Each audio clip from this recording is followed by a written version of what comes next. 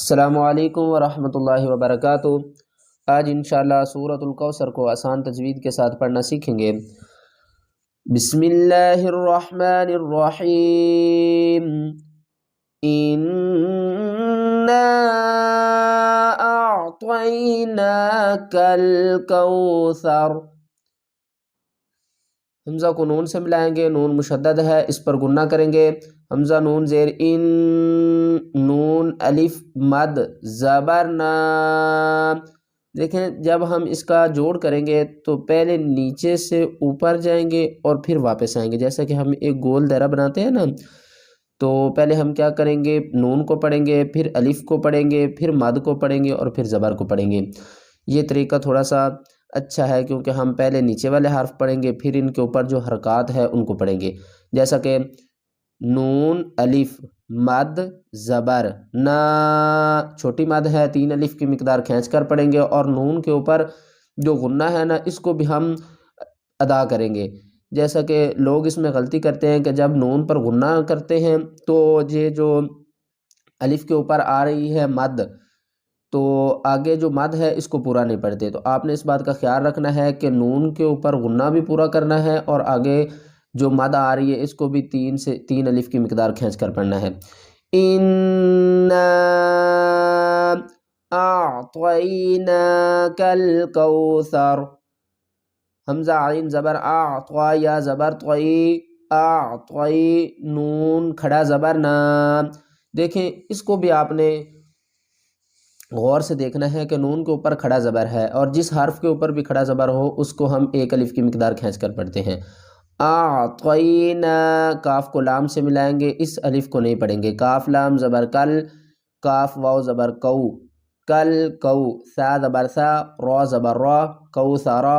وقف کی صورت میں را کو ہم ساکن پڑھیں گے۔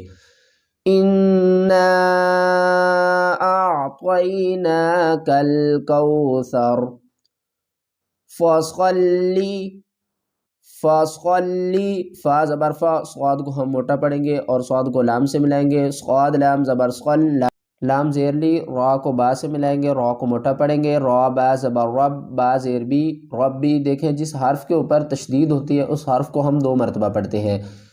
یہ جو با ہے نا اس کے اندر ایک با ساکن ہے اور ایک با کے نیچے زیر ہے، تو پہلے ہم با ساکن کو پڑھیں گے اور پھر جو اس کے نیچے زیر ہے اس کو پڑھیں گے۔ با ساکن کون سا حرف ہوتا ہے؟ جیسا کہ یہ نون کے اوپر حرف ہے، یہ جو جزم ہے نا اس کو ہم، جس حرف کے اوپر یہ جزم آ جائے گی اس حرف کو ہم ساکن پڑھیں گے۔ جیسا کہ اب ہم اس کو ساکن پڑھیں گے تو واو کو نون سے ملائیں گے، اور یہاں پر بھی ایک حرف ساکن چھپا ہوا ہے جو ہمیں نظر نہیں آتا، وہ ہمیں کیسے پتہ چلے گا؟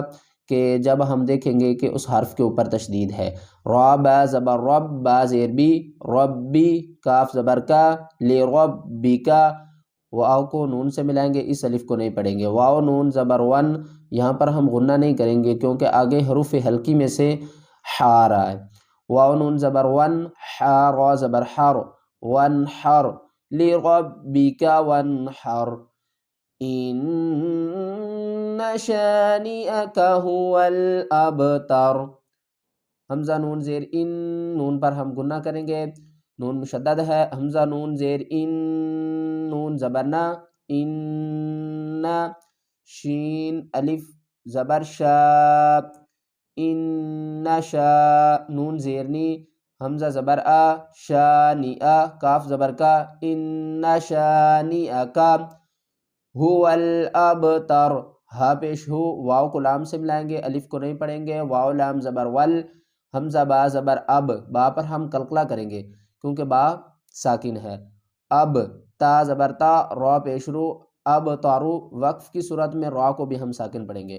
هو الابتر، ان شانئک هو الابتر۔